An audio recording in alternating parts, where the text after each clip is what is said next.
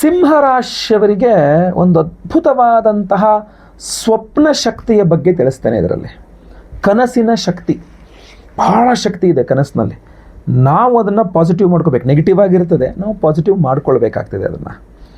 ಸಿಂಹರಾಶಿಯವರು ಆತ್ಮವಿಶ್ವಾಸ, ನಾಯಕತ್ವದ ಗುಣ ಇದೆಲ್ಲ ಜಾಸ್ತಿ ಹೊಂದಿರತಕ್ಕಂಥ ಜನ ನೀವು.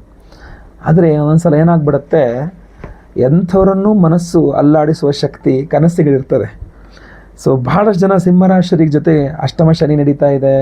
ಈಗ ಜೂನಿಂದ ಆಚೆಗೆ ವೇದದಲ್ಲಿ ಗುರು ಬಂದ್ಬಿಡ್ತಾನೆ. ಈ ಒಂದು ಕ್ವಶನ್, ಪ್ರಶ್ನಾರ್ಥಕ ಚಿಹ್ನೆ ಇರುತ್ತೆ.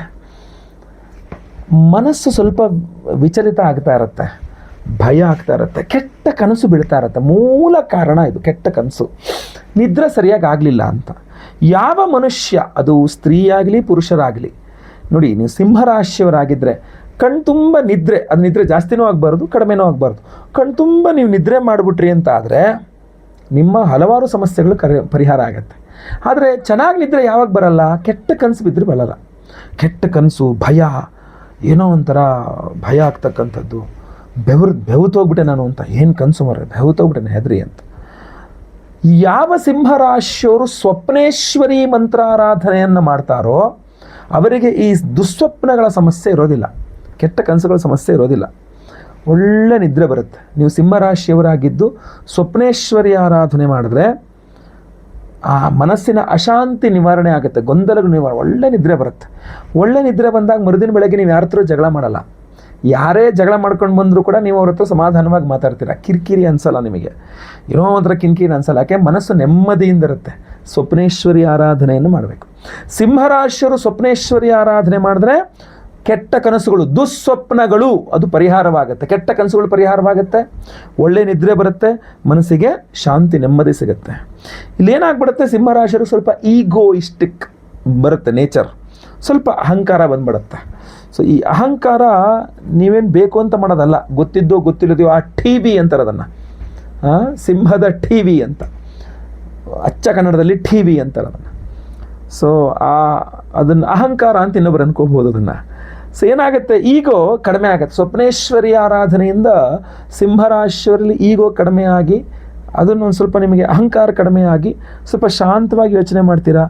ತುರ್ತು ನಿರ್ಧಾರಗಳು, ಸಡನ್ನಾಗಿ ನಿರ್ಧಾರ ತಗೊಳ್ಳೋದಿಲ್ಲ ನೀವು, ಬಹಳ ನಿಧಾನವಾಗಿ ಯೋಚನೆ ಮಾಡಿ ನಿರ್ಧಾರ ತೆಗೆದುಕೊಳ್ತೀರ, ಆಯ್ತಲ್ವಾ. ಆ ನಾಯಕತ್ವದ ಗುಣಗಳದು, ಯೋಚನೆ ಮಾಡಿ ಏನು ತಪ್ಪು ಏನು ಸರಿ ಏನು ಮಾಡಬೇಕು, ಆತುರದಲ್ಲಿ ನಿರ್ಧಾರ ಮಾಡುವ ನಾಯಕ ಆಗೋದಿಲ್ಲ. ಸೊ ಸರಿಯಾಗಿ ನಿರ್ಧಾರವನ್ನು ತೆಗೆದುಕೊಳ್ಳಬೇಕಾಗ್ತದೆ, ಯೋಚನೆ ಮಾಡಿ ನಿರ್ಧಾರ ತೆಗೆದುಕೊಳ್ಳೋಕ್ಕಂಥ ಒಂದು ನಾಯಕತ್ವದ ಗುಣ ಹೆಚ್ಚಾಗುತ್ತೆ. ಸ್ವಪ್ನೇಶ್ವರಿ ಹವನ ಸಿಂಹರಾಶಿಯವರಲ್ಲಿ ನಾಯಕತ್ವದ ಗುಣ ಜಾಸ್ತಿ ಮಾಡಿ, ಈಗೋಯಿಸ್ಟಿಕ್ ಕಡಿಮೆ ಮಾಡಿ, ಮನಸ್ಸು ನೆಮ್ಮದಿಯಾಗಿ ಮಾಡಿ, ಒಳ್ಳೆ ನಿದ್ರೆ, ಕೆಟ್ಟ ಕನಸು ಏನೂ ಬರದಂಗೆ ಮಾಡಿ, ಎಲ್ಲ ಅದ್ಭುತವಾದ ಪರಿಹಾರವನ್ನು ಸ್ವಪ್ನೇಶ್ವರಿ ಮಂತ್ರಶಕ್ತಿ ಕೊಡಲಿದೆ. ಅದು ನಿಮಗೆ ನಿರ್ಧಾರಗಳಲ್ಲಿ ಸ್ಪಷ್ಟತೆ ಇರುತ್ತೆ. ನೀವು ಯಾವುದೇ ನಿರ್ಧಾರ ತಗೊಳ್ಳಿ ಸ್ಪಷ್ಟತೆ ಇರುತ್ತೆ, ಆಯ್ತಲ್ಲ, ಗೊಂದಲ ಇರೋದಿಲ್ಲ ನಿಮ್ಮ ನಿರ್ಧಾರದಲ್ಲಿ. ಇತರರಿಗೂ ಸಹ ಪ್ರೇರೇಪಣೆ, ನಿಮ್ಮನ್ನು ನೋಡಿ ಅವ್ರು ನೀವು ಎಲ್ಲರೂ ಹೇಳ್ತಾರೆ ನಿಮ್ಮನ್ನು ನೋಡಿ ಕಲೀರಿ ಅಂತ ಹೇಳ್ತಾರೆ ಎಲ್ಲರೂ. ನೋಡಿರಿ ಅವ್ರು ನೋಡಿ ಕಲ್ತ್ಕೊಳ್ರಿ ಅಂತ ನಿಮ್ಮನ್ನು ತೋರಿಸ್ತಾರೆಲ್ಲ. ಅವ್ರ ಥರ ನಿರ್ಧಾರ ತೊಗೋಬೇಕು, ಅವ್ರ ಥರ ಇರಬೇಕು ಅಂತ. ಗೌರವ ಜಾಸ್ತಿ ಆಗುತ್ತೆ, ನಿಮ್ಮ ಪ್ರಭಾವಲಯ ನಿಮ್ಮನ್ನೆಲ್ಲರೂ ಅನುಸರಿಸ್ಲಿಕ್ಕೆ ಶುರು ಮಾಡಿಬಿಡ್ತಾರೆ ಅಂತ. ಅದೇನಾಗುತ್ತೆ, ಕೆಲಸಗಳಲ್ಲಿ ಅಡೆತಡೆಗಳು ಕಡಿಮೆ ಆಗುತ್ತೆ, ಉನ್ನತ ಸ್ಥಾನಗಳ ಅವಕಾಶ ಸಿಗುತ್ತೆ, ನಿಮ್ಮ ಆತ್ಮವಿಶ್ವಾಸದಿಂದ ಮುಂದುವರಿಲಿಕ್ಕೆ ಅನುಕೂಲ ಆಗುತ್ತೆ. ನಾನು ವಿಡಿಯೋ ಸ್ಟಾರ್ಟಿಂಗಲ್ಲಿ ಹೇಳಿದೆ, ಇದೊಂದು ಅದ್ಭುತ ಶಕ್ತಿ ಅಂತ. ಕನಸು ಇದೆಯಲ್ಲ, ಅದ್ಭುತವಾದ ಶಕ್ತಿ ಅದು. ಹಾಗೆ ಮಾರ್ಪಾಡು ಮಾಡ್ಕೊಳ್ಬೇಕು ನೀವು ಸಿಂಹರಾಶಿಯವರು. ನೋಡಿ, ಯಾವ ಸಿಂಹರಾಶಿಯವರಿಗೆ ಮುಂದೇನಾಗ್ಬಿಡುತ್ತೆ ಅಂತ ತಿಳ್ಕೊಂಡ್ಬಿಡ್ತೀರಲ್ಲ ಮೊದಲೇ, ಇಂಟ್ಯೂಷನ್ ಅಂತಾರೆ ಅದನ್ನು. ಆ ಇಂಟ್ಯೂಷನ್ ಅಂತಃಪ್ರೇರಣೆ ಹಿಂಗೇ ಆಗುತ್ತೆ ಅಂತ ನನಗೆ ಅನಿಸ್ತಾ ಇತ್ತು, ನನಗೆ ಯಾಕೋ ಅನಿಸ್ತಾ ಇತ್ತು ಒಂದ್ಸಲಿ, ಅದಕ್ಕೋಸ್ಕರ ನಾನು ನಿರ್ಧಾರ ಮಾಡಿದೆ, ನೋಡು ಅಂತೂ ನಾನು ಅನ್ಕೊಂಡಿದ್ದೆ ಕರೆಕ್ಟು ಅಂತ. ಭಾಳಷ್ಟು ಜನಕ್ಕೆ ಏನಾಗುತ್ತೆ, ನೆಗೆಟಿವ್ ಎಂಜಿರೋಗೆ, ನಾನು ಅನ್ಕೊಂಡೆ ಬಟ್ ಹಂಗೆ ಆಗಲಿಲ್ಲ, ನಾನು ಅನ್ಕೊಂಡೆ ಬಟ್ ಹಂಗಾಗಲಿ, ಎಲ್ಲ ವೇಸ್ಟ್ ಆಯಿತು. ನೀವು ಅನ್ಕೊಂಡಂಗೆ ಆದರೆ ಅದು ಶಕ್ತಿ, ನೀವು ಅನ್ಕೊಂಡಂಗೆ ಆಗಲಿಲ್ಲ ಅಂದರೆ ಅದು ನೆಗೆಟಿವ್, ಶಕ್ತಿ ಇಲ್ಲ ಅಂತ. ಸೊ ಈ ಕನಸು ಇದೆಯಲ್ಲ, ಈ ಕನಸಿನಲ್ಲೇ ಸಿಂಹರಾಶಿಯವರಿಗೆ ನಾಳೆ ಏನಾಗಲಿದೆ, ಮುಂದೆ ಏನಾಗಲಿದೆ, ಯಾರು ಸರಿ ಯಾರು ತಪ್ಪು ಅಂತ ಗೊತ್ತಾಗ್ಬಿಟ್ರೆ, ಯಾವ ಸಿಂಹರಾಶಿಯವರು ಸ್ವಪ್ನೇಶ್ವರಿ ಆರಾಧನೆ ಮಾಡ್ತಾರೋ, ಸ್ವಪ್ನೇಶ್ವರಿ ಮಂತ್ರ ಆರಾಧನೆ ಮಾಡುವ ಪ್ರತಿಯೊಬ್ಬ ಸಿಂಹರಾಶಿಯವರಿಗೂ ಫ್ಯೂಚರ್ ತಿಳಿದುಕೊಳ್ಳುವ ಸಾಧ್ಯತೆ ಜಾಸ್ತಿ ಇರುತ್ತೆ. ಆ ಇಂಟ್ಯೂಷನ್ ತುಂಬ ಚೆನ್ನಾಗಿರುತ್ತೆ ಅವರಿಗೆ. ಸರಿಯಾದ ಸಮಯದಲ್ಲಿ ಸರಿಯಾದ ನಿರ್ಧಾರ ತೆಗೆದುಕೊಳ್ತೀರ. ಅದರಿಂದ ಉದಾಹರಣೆಗೆ ನಾಳೆ ಆಫೀಸಲ್ಲಿ ಏನಾಗಲಿದೆ ಅನ್ನುವಂಥದ್ದು ಇವತ್ತಿನ ದಿವಸ ರಾತ್ರಿ ಕನಸಲ್ಲೇ ಗೊತ್ತಾಗ್ಬಿಟ್ರೆ, ನಾಳೆ ದಿವಸ ನಿಮ್ಮ ಫ್ಯಾಕ್ಟ್ರಿಯಲ್ಲೋ, ನಿಮ್ಮ ಅಂಗಡಿಯಲ್ಲೋ, ನಿಮ್ಮ ಬಿಸ್ನೆಸ್ ಜಾಗದಲ್ಲೋ, ಇದು ನಿಮಗೆ ಹಿಂದಿನ ದಿವಸ ರಾತ್ರಿಯೇ ಗೊತ್ತಾಗ್ಬಿಟ್ರೆ, ಅಷ್ಟೇ ಅಲ್ಲ, ಇನ್ನೂ ಹೇಳ್ತೀನಿ ನಿಮಗೆ, ಅಂದರೆ ಇದು ನನಗೆ ಹೇಳಿರ್ತಕ್ಕಂಥದ್ದು ಜನ ಸ್ವಪ್ನೇಶ್ವರಿ ಆರಾಧನೆಯಿಂದ ಬಹಳಷ್ಟು ಜನಕ್ಕೆ ಈ ಮಾಟ ಮಂತ್ರ ಆಗಿರ್ತಕ್ಕಂಥವರಿಗೆ ಕನ್ಸಲ್ಲಿ ಗೊತ್ತಾಗ್ಬಿಟ್ಟಿದೆ, ನನಗೆ ಮಾಟ ಮಂತ್ರ ಆಗಿದೆ, ಇಂಥವರೇ ಮಾಡಿದ್ದಾರೆ, ಹೀಗೆ ಮಾಡಿದ್ದಾರೆ, ಇಂಥ ಜಾಗದಲ್ಲೇ ಮಾಡಿದ್ದಾರೆ, ಹೀಗೆ ಮಾಡಿದ್ದಾರೆ ಅಂತ ಗೊತ್ತಾಗ್ಬಿಡುತ್ತೆ. ಸ್ವಪ್ನೇಶ್ವರಿ ಆರಾಧನೆ ಅದು ಕೆಲವು ಜನಕ್ಕೆ ನ್ಯಾಚುರಲ್ ಆಗೇ ಇರುತ್ತೆ, ಇಂಟ್ಯೂಷನ್ ನ್ಯಾಚುರಲ್ ಆಗಿ ಅವರ ಒಂದು ಗ್ರಹಚಾರವೋ, ಅವರ ಕುಲದೇವತಾನುಗ್ರಹವೋ, ದೇವತಾನುಗ್ರಹವೋ, ಪೂರ್ವಜನ್ಮ ಸುಕೃತವೋ ಗೊತ್ತಿಲ್ಲ, ನ್ಯಾಚುರಲ್ ಆಗಿರುತ್ತೆ. ಕೆಲವರಿಗೆ ಸಿಂಹರಾಶಿಯವರಿಗೆ ಸ್ವಪ್ನೇಶ್ವರಿ ಆರಾಧನೆಯಿಂದ ಪಡೆದುಕೊಳ್ಳಬೇಕಾಗತ್ತೆ. ಸೊ ಈಗ ನಿಮ್ಮೆಲ್ಲ ಕೃತ್ರಿಮ ಮಾಟಮಂತ್ರಾದಿಗಳಾಗಿರೋದು ಸ್ವಪ್ನೇಶ್ವರಿ ಮಂತ್ರದ ಶಕ್ತಿಯಿಂದ ನಿಮಗೆ ರಾತ್ರಿ ನಿದ್ರೆಯಲ್ಲಿ ಕನಸಿನಲ್ಲಿ ಗೊತ್ತಾದಾಗ ನೀವೇನು ಮಾಡ್ತೀರಿ, ರಕ್ಷಣೆಯನ್ನು ಪಡ್ಕೊಳ್ತೀರಿ. ಓಹೋ, ಇಂಥವ್ರಿಂದ ನಂಗೆ ಸಮಸ್ಯೆ. ಊರ ಮೇಲಿರೋ ಮುಳ್ಳೆಲ್ಲ ತೆಗಿಯೋಕ್ಕಾಗಲ್ಲ, ಎಲ್ಲರಿಗೂ ಹೋಗಿ ನಿನ್ನ ಮೇಲೆ ಏನು ಮಾಡಿಸಿದ್ಯಾ ಅಂತ ಕೇಳೋಕ್ಕಾಗಲ್ಲ. ನಮ್ಮ ಕೈ ಚಪ್ಪಲಿ ಹಾಕ್ಬಿಡ್ಬೇಕು. ಊರ ಮೇಲಿರೋ ಮುಳ್ಳು ತೆಗಿಯೋಕ್ಕಾಗಲ್ಲ, ನಮ್ಮ ಕೈ ಚಪ್ಪಲಿ ಹಾಕಿ ನೋಡಿದ್ರೆ ಯಾವ ಮುಳ್ಳು ನಮಗೇನು ಮಾಡಲ್ಲ. ಅದರಿಂದ ಯಾರೇ ಏನೇ ಮಾಟಮಂತ್ರಾರ್ಥ ಮಾಡಿಸ್ಕೊಳ್ಳಿ, ನಿಮಗೆ ಒಂದು ಅದ್ಭುತವಾದ ರಕ್ಷಣೆ ಸಿಗಬೇಕು. ಆ ರಕ್ಷಣೆ ನೀವು ಮಾಡಿಕೊಂಡಾಗ, ಹಾಗೂ ಯಾರು ಶತ್ರುಗಳು, ಯಾರು ಏನು ನಿಮಗೆ ಗೊತ್ತಾದಾಗ, ನೀವು ಮುಂದೆ ಯಾರು ಏನು ಬೇಕಾದ್ರೂ ಚೆನ್ನಾಗಿ ಮಾತಾಡಲಿ, ನಿಮಗೆ ಕನಸಿನಲ್ಲಿ ಇವರು ಸರಿ ಇಲ್ಲ ಅನ್ನೋವಂಥದ್ದು ಕನಸಲ್ಲಿ ನಿಮಗೆ ಬಂದುಬಿಡ್ತು ಅಂದರೆ ನೀವು ಅಂಥವರಿಂದ ದೂರ ಇರಬಹುದು. ಅವರು ನಿಮಗೆ ಏನೂ ತೊಂದರೆ ಕೊಡಲಿಕ್ಕಾಗಲ್ಲ. ಅದನ್ನು ನೀವು ಅರ್ಥ ಮಾಡಿಕೊಳ್ಬೇಕು. ಸೊ ಸಿಂಹರಾಶಿಯವರು ಈ ಒಂದು ವಿಶೇಷವಾದಂತಹ ಸ್ವಪ್ನೇಶ್ವರಿ ಮಂತ್ರಾರಾಧನೆ, ಸಿಂಪಲ್ ಹಾಗೂ ವಿಶೇಷ ಎರಡನ್ನೂ ಸಹ ಹೇಳ್ತೇನೆ ನಾನು ನಿಮಗೆ ಹೇಗೆ ಮಾಡಬೇಕು ಅಂತ. ಕೆಟ್ಟ ಕನಸುಗಳು ಬೀಳಬಾರದು ಅಥವಾ ತಕ್ಷಣಕ್ಕೆ ಪರಿಹಾರ ಸಿಗಬೇಕು ಅಂದರೆ ಸಿಂಪಲ್ ಪರಿಹಾರ ನಾನು ಹೇಳ್ತಕ್ಕಂಥದ್ದು ಒಂದಿದೆ, ತುಂಬ ಚೆನ್ನಾಗಿ ವರ್ಕೌಟ್ ಆಗುತ್ತೆ, ಅದು ಕೆಲಸ ಮಾಡುತ್ತದು.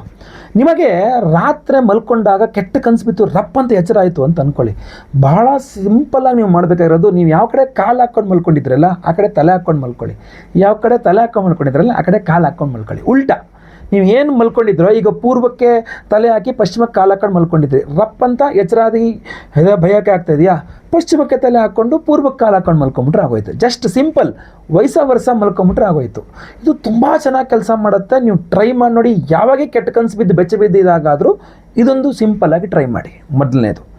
ಎರಡನೇ ಸಿಂಪಲ್ ಪರಿಹಾರ, ಯಾವಾಗಲೂ ಸಹ ಮನೆ ಒಳಗಡೆ, ನೀವೇನು ಬೆಳಗ್ಗೆ ಕೆಲಸಕ್ಕೋ ಬಿಸ್ನೆಸ್ಗೋ ಏನಕ್ಕೆ ಒಳಗೆ ಹೋಗ್ತೀರಾ, ಸಂಜೆ ರಾತ್ರಿ ಮನೆ ಒಳಗೆ ಬರ್ತೀರಾ. ಸಂಜೆ ರಾತ್ರಿ ಮನೆ ಒಳಗೆ ಬಂದಾಗ ಸೀದಾ ಮನೆ ಒಳಗೆ ಬಂದುಬಿಡಬಾರ್ದು, ಕೈಕಾಲು ತೊಳ್ಕೊಂಡು ಮನೆ ಒಳಗೆ ಬರಬೇಕು. ಯಾರಿಗೆ ಮನೆ ಒಳಗಡೆ ಕೈಕಾಲು ತೊಳ್ಕೊಂಡು ಮನೆ ಒಳಗಡೆ ಬರುವ ಅವಕಾಶ ಇಲ್ಲ ಅಂಥವ್ರು ಸೀದಾ ಮನೆ ಒಳಗಡೆ ಬಂದಮೇಲೆ ಸೀದಾ ಫಸ್ಟ್ ಬಾತ್ರೂಮ್ಗೆ ಹೋಗ್ಬಿಟ್ಟು ಕೈಕಾಲು ತೊಳ್ಕೊಂಡು ಅಲ್ಲಿ ಒಂದು ನಾಟಿ ಹಸುವಿನ ಗಂಜಲ ಇಟ್ಕೋಬೇಕು ಒಂದು ಸ್ವಲ್ಪ, ಆಯಿತಾ. ಅದೀಗ ನಿಮಗೆ ಯಾವತ್ತಿಗೂ ಹಾಳಾಗದೇ ಇರತಕ್ಕಂಥ ನಾಟಿ ಹಸುವಿನ ಗಂಜಲ ಸಿಗುತ್ತೆ, ಅರ್ಕ ಅಂತ ಹೇಳ್ತಾರೆ, ಗೋಮೂತ್ರ ಅರ್ಕ ಅಂತ. ಅದನ್ನು ಒಂದು ಬಕೆಟ್ ನೀರಿಗೆ ಒಂದೊಂದು ಸ್ಪೂನ್ ಅಷ್ಟು ಹಾಕ್ಕೊಂಡು ಆ ಬಕೆಟ್ ನೀರಿನಲ್ಲೇ ಕೈಕಾಲು ಮುಖ ತೊಳ್ಕೊಂಡು ತಲೆಗೊಂದು ಸ್ವಲ್ಪ ಸಿಂಪಡಿಸ್ಕೊಳ್ತಕ್ಕಂಥದ್ದು ಅತ್ಯುತ್ತಮ. ಅದರ ನಂತರನೇ ಮುಂದೆ ಏನಿದ್ರು ಸಹ ಮಾಡ್ತಕ್ಕಂಥದ್ದು. ಹಾಗೂ ಮೂರನೇದಾಗಿ ಈ ಕೆಟ್ಟ ಕನಸುಗಳು ಬೀಳ್ತಕ್ಕಂಥವ್ರು ಬಹಳ ಮುಖ್ಯವಾಗಿ ಆರಾಧನೆ ಮಾಡ್ಕೊಳ್ತಕ್ಕಂಥ ಸ್ವಪ್ನೇಶ್ವರಿ ಮಂತ್ರವನ್ನು ನಾನು ಇವಾಗ ಹೇಳ್ತೇನೆ ನಿಮಗೆ, ಈ ವಿಡಿಯೋ ಎಂಡಲ್ಲಿ ಹೇಳ್ತೇನೆ. ಈ ಮಂತ್ರವನ್ನು ಪ್ರತಿದಿನ ರಾತ್ರಿ ಮಲಗುವ ಮುನ್ನ ಕೈಕಾಲು ಮುಖ ತೊಳ್ಕೊಂಡು ಬಂದು ನೀವು ಹಾಸಿಗೆಯಲ್ಲಿ ಕೂತ್ಕೊಂಡರು ಒಂದು ಕೂತ್ಕೊಂಡು ಶ್ರದ್ಧೆಯಿಂದ ಕೇಳಬೇಕು ಅದನ್ನು.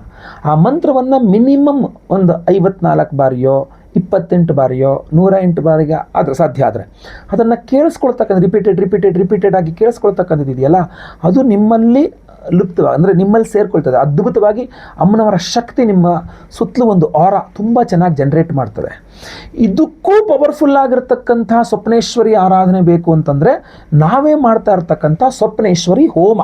ಏಪ್ರಿಲ್ 17ನೇ ತಾರೀಕು ಅಮಾವಾಸ್ಯೆ ಶುಕ್ರವಾರದ ದಿವಸ ನಮ್ಮ ಯಾಗಶಾಲೆಯಲ್ಲಿ ನಾವು ಈ ಮಹಾ ಸ್ವಪ್ನೇಶ್ವರಿ ಹೋಮವನ್ನು ಮಾಡ್ತಾ ಇದ್ದೇವೆ.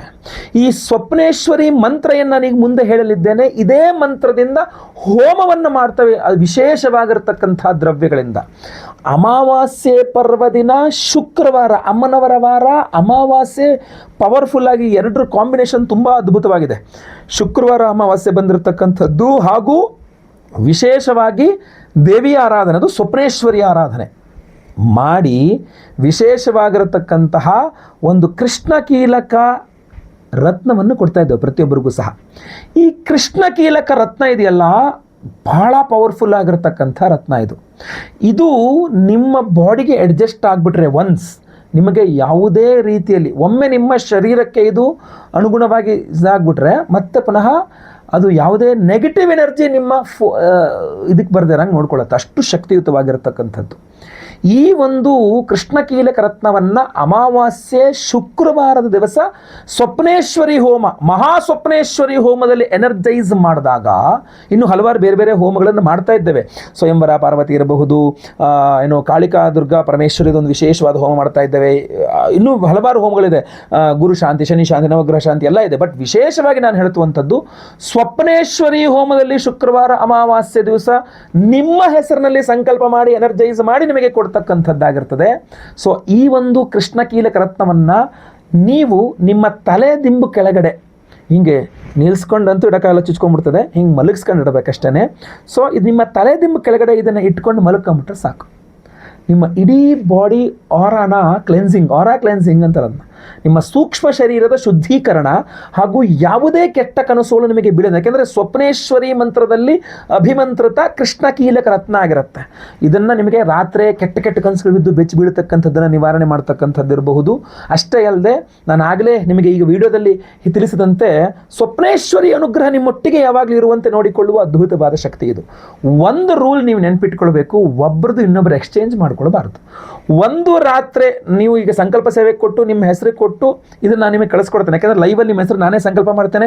ಎಲ್ಲ ಹೋಮ ಲೈವ್ ನೋಡ್ತಾರೆ, ಎಲ್ಲ ಹೋಮಗಳ ಭಸ್ಮ, ಕುಂಕುಮಾರ್ಚನೆ, ಕುಂಕುಮ ಪ್ರಸಾದ ಸಹಿತ ಈ ಕೃಷ್ಣಕೀಲಕ ರತ್ನವನ್ನು ಕಳಿಸ್ಕೊಡ್ತೇನೆ ನಿಮಗೆ. ಇದನ್ನು ನಿಮಗೆ ಸಿಕ್ಕಿದ ನಂತರ ನೀವು ರಾತ್ರಿ ಮಲಗುವ ಮುನ್ನ ನಿಮ್ಮ ತಲೆದಿಂಬು ಕೆಳಗಡೆ ಇದನ್ನು ಇಟ್ಕೊಂಡು ನೀವು ಮಲ್ಕೊತೀರಾ ಅಂತ ಆದರೆ ಒಂದು ರಾತ್ರಿ ನೀವು ಮಲಗಿದ್ರು ಸಾಕು. ನೆಕ್ಸ್ಟ್ ಡೇಯಿಂದ ನೀವು ಇದನ್ನು ಇನ್ನೊಬ್ರಿಗೆ ಕೊಡುವಂಗಿಲ್ಲ. ಇದನ್ನು ಇಟ್ಕೊಂಡು ನಾನು ಮಲಗಿದ್ದೆ, ನಂಗೆ ಒಳ್ಳೆ ನಿದ್ದೆ ಬಂತು, ಎಲ್ಲ ಚೆನ್ನಾಗಾಯಿತು, ಅಥವಾ ಕನಸಲೆಲ್ಲ ಚೆನ್ನಾಗಿದಾಯಿತು, ಹಂಗೆ ಹಿಂಗಾಯಿತು ಅಂತ ಹೇಳ್ಬಿಟ್ಟು ಹೆಂಡತಿ ಗಂಡಂಗೆ ಕೊಟ್ಟಲು, ಗಂಡ ಹೆಂಡತಿಗೆ ಕೊಟ್ಟ, ಇಬ್ಬರು ಸೇರಿ ಮಕ್ಕಳಿಗೆ ಕೊಟ್ಟರು, ಅಥವಾ ಅಕ್ಕಂಗೆ ಕೊಟ್ಟರು, ಅಣ್ಣಂಗೆ ಕೊಟ್ಟರು, ತಂಗಿಗೆ ಕೊಟ್ಟರು, ಅಕ್ಕಂಗೆ ಕೊಟ್ಟರು, ಇಲ್ಲ, ಒಬ್ಬರದು ಇನ್ನೊಬ್ರಿಗೆ ಕೊಡೋಂಗಿಲ್ಲ. ನಿಮ್ಮ ಆರಾ, ನಿಮ್ಮ ಸೂಕ್ಷ್ಮ ಶರೀರ, ಅದಕ್ಕೆ ಇದು ನಿಮಗೆ ಅಡ್ಜಸ್ಟ್ ಆಯ್ತು ಅಂದ್ರೆ ನಿಮಗೆ ಒಂದು ಸಲ ನೀವು ನಿಮ್ಮ ತಲೆ ಕೆಳಗಡೆ ದಿಂಬಿಟ್ಕೊಂಡು ಮಲ್ಕೊಂಬಿಟ್ಟು ನೀವೇ ಮಾಡ್ಕೋಬೇಕು. ಸೊ ನೀವೇ ಇಟ್ಕೋಬೇಕು, ಅದನ್ನು ಇನ್ನೊಬ್ಬರಿಗೆ ಕೊಡುವಂತಿಲ್ಲ. ಆವಾಗ ದುಸ್ವಪ್ನಗಳು ಹೆಚ್ಚಾಗ್ಬಿಡುತ್ತೆ, ಬೇರೆ ರೀತಿ ಆಗುತ್ತೆ. ಸೊ ಅದರಿಂದ ನೀವು ಇದನ್ನು ಸಂಕಲ್ಪ ಸೇವೆಗೆ ಹೆಸರು ಕೊಟ್ಟರೆ ಸ್ಕ್ರೀನ್ ಮೇಲೆ ಕಾಣುವಂಥ ನಂಬರ್ಗೆ ನಿಮ್ಮ ಹೆಸರು, ಗೋತ್ರ ಗೊತ್ತಿದ್ರೆ, ನಕ್ಷತ್ರ ಗೊತ್ತಿದ್ರೆ, ರಾಶಿ ಗೊತ್ತಿದ್ರೆ ಬೇಗ ವಾಟ್ಸಪ್ ಮಾಡ್ಕೊಳ್ಳಿ. ಇಲ್ಲ ಹೆಸರು ವಿಳಾಸ ಅಷ್ಟೇ ಗೊತ್ತಿದ್ರು ಪರವಾಗಿಲ್ಲ, ವಾಟ್ಸಪ್ ಮಾಡ್ಕೊಳ್ಬಹುದು. ಶುಕ್ರವಾರ ಅಮಾವಾಸ್ಯೆ ದಿವಸ ಬೆಳಗ್ಗೆ ಲೈವಲ್ಲಿ ನಾನೇ ನಿಮ್ಮ ಹೆಸರು ಸಂಕಲ್ಪ ಮಾಡ್ತೇನೆ. ನಿಮ್ಮ ಹೆಸರು ಲೈವಲ್ಲಿ ಸಂಕಲ್ಪ ಆಗೋದು ನೀವು ನೋಡ್ಕೊಳ್ಬಹುದು, ಕೇಳಿಸ್ಕೊಳ್ಬಹುದು. ಇಡೀ ಹೋಮ, ಎಲ್ಲ ಹೋಮಗಳನ್ನು ಲೈವಲ್ಲಿ ನೋಡಬಹುದು.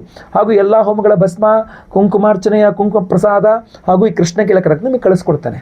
ನಿಮ್ಮ ಕೈಯಲ್ಲಿ ಸ್ಪೀಡ್ ಪೋಸ್ಟಲ್ಲಿ ನಾವು ಕಳಿಸುವಂಥದ್ದು ಸೋಮವಾರ ಕಳಿಸುವಂಥ ಪ್ರಯತ್ನ ಮಾಡ್ತೇವೆ. ಸೊ ಯಾಕಂದರೆ ಶುಕ್ರವಾರ ಆದಮೇಲೆ ಶನಿವಾರ ಭಾನುವಾರ ರಜೆ ಇರ್ತದೆ. ಸೊ ಸೋಮವಾರ ಕಳಿಸ್ಕೊಟ್ರೆ ನಮಗೆ ಅನುಕೂಲ ಅನ್ನೋ ರೀತಿಯಲ್ಲಿ, ಸಾಧ್ಯವಾದರೆ ಮುಂಚೆ, ಇಲ್ಲ ಅಂದರೆ ಸೋಮವಾರ ಅಂತೂ ಕಳಿಸ್ಕೊಟ್ಬಿಡ್ತೇವೆ. ಸೊ ಇದನ್ನು ನಿಮ್ಮ ಕೈ ಸೇರಿದ ನಂತರ ಇದು ನೀವು ನಿಮ್ಮ ತಲೆ ದಿಂಬು ಕೆಳಗಡೆ ಇಟ್ಕೊಂಡು ನಿದ್ರೆ ಮಾಡ್ತಕ್ಕಂಥದ್ದು ಪ್ರತಿ ದಿವಸ. ಇದನ್ನು ನೀವು ರೂಢಿ ಮಾಡಿಟ್ಕೊಂಡ್ಬಿಡಿ ಇದನ್ನು ನೀವೇ. ಇಲ್ಲ ನಿಮ್ಗೆ ಇನ್ನೊಬ್ರಿಗೂ ಬೇಕು, ಮತ್ತೊಬ್ರಿಗೂ ಬೇಕು ಅಂದರೆ ಯಾರ್ಯಾರಿಗೆ ಬೇಕು ನಿಮ್ಮ ಹೆಸರು ಸಂಕಲ್ಪ ಸೇವೆ ಕೊಟ್ಕೊಳ್ಳಿ. ಒಬ್ರದ್ದು ಇನ್ನೊಬ್ರಿಗೆ ಎಕ್ಸ್ಚೇಂಜ್ ಮಾಡ್ಕೊಳ್ಳೋಂಗಿಲ್ಲ, ಒಬ್ರಿಗೆ ಇನ್ನೊಬ್ರಿಗೆ ಕೊಡೋಂಗಿಲ್ಲ. ನಿಮ್ಮದು ನೀವೇ ಇಟ್ಕೊಳ್ಬೇಕು ಇದನ್ನು. ಇದು ನಿಮಗೆ ರಕ್ಷಾ ಕವಚವಾಗಿ ತುಂಬ ಚೆನ್ನಾಗಿ ಕೆಲಸ ಮಾಡಲಿದೆ. ಸ್ಕ್ರೀನ್ ಮೇಲೆ ಕಾಣುವಂಥ ನಂಬರ್ಗೆ ಬೇಗ ನಿಮ್ಮ ವಿವರಗಳನ್ನು ವಾಟ್ಸಪ್ ಮಾಡ್ಕೊಳ್ಳಿ, ಕಾಲ್ ಮಾಡಿ ವಾಟ್ಸಪ್ ಮಾಡಿಕೊಂಡು ವಿವರವನ್ನು ಪಡ್ಕೊಳ್ಳಿ, ಸಂಕಲ್ಪ ಸೇವೆಗೆ ಹೆಸರನ್ನು ಕೊಟ್ಕೊಳ್ಳಿ. ಅಷ್ಟೇ ಅಲ್ಲ, ಈಗ ನಾನೀಗ ಆ ಮಂತ್ರವನ್ನು ಹೇಳ್ತೇನೆ, ನೀವು ಪ್ರತಿದಿನ ಆ ಮಂತ್ರವನ್ನು ಕೇಳಿಸ್ಕೊಂಡ್ರೂ ಸಾಕು, ನಿಮಗೆ ಅದ್ಭುತವಾಗಿ ಸ್ವಪ್ನೇಶ್ವರಿ ಅನುಗ್ರಹ ನಿಮಗೆ ಖಂಡಿತವಾಗಿ ಸಿಗ್ತದೆ. ಬನ್ನಿ ಮಂತ್ರವನ್ನು ಶುರು ಮಾಡೋಣ. ಮುಂದಿನ ವಿಡಿಯೋದಲ್ಲಿ ಮತ್ತೆ ಪುನಃ ಸಿಗ್ತೇನೆ. ಎಲ್ಲರಿಗೂ ಸಹ ಒಳ್ಳೆಯದಾಗಲಿ. ನೆನಪಿಟ್ಟುಕೊಂಡು ಪ್ರತಿಯೊಬ್ಬ ನಿಮ್ಮ ರಾಶಿಯವರಿಗೆ ಈ ವಿಡಿಯೋ ರೀಚ್ ಆಗೋ ಥರ ದಯವಿಟ್ಟು WhatsApp, Facebook, messenger, Telegram, Instagram ಎಲ್ಲ ಕಡೆ ಈ ವಿಡಿಯೋನ ಶೇರ್ ಮಾಡಿಬಿಡಿ. ಪ್ರತಿಯೊಬ್ಬರಿಗೂ ಈ ವಿಡಿಯೋ ರೀಚ್ ಆಗಲಿ. ಒಳ್ಳೆಯದಾಗಲಿ. ಮುಂದಿನ ವಿಡಿಯೋದಲ್ಲಿ ಮತ್ತೆ ಪುನಃ ಸಿಗ್ತೇನೆ. ಲೋಕ ಸಮಸ್ತ ಸುಖಿನೋ ಭವಂತು. ನಾರಾಯಣ ನಾರಾಯಣ ನಾರಾಯಣ. ಓಂ ವರಾಭಯೇ ಪದ್ಮಯುಗಂ ದಧಾನಾಂ ಕರೈಶ್ಚತುರ್ಭಿಃ ಕನಕಾಸನಸ್ಥಾಂ ಪೀತಾಂಬರಾಂ ಶಾರದಚಂದ್ರಕಾಂತಿಂ ಸ್ವಪ್ನೇಶ್ವರೀಂ ನೌಮಿ ವಿಭೂಷಣಾಢ್ಯಾಂ. ಓಂ ಶ್ರೀಂ ಸ್ವಪ್ನೇಶ್ವರೀ ಕಾರ್ಯಂ ಮೇ ವದ ಸ್ವಾಹಾ. ಓಂ ಶ್ರೀಂ ಸ್ವಪ್ನೇಶ್ವರೀ ಕಾರ್ಯಂ ಮೇ ವದ ಸ್ವಾಹಾ. ಓಂ ಶ್ರೀಂ ಸ್ವಪ್ನೇಶ್ವರೀ ಕಾರ್ಯಂ ಮೇ ವದ ಸ್ವಾಹಾ.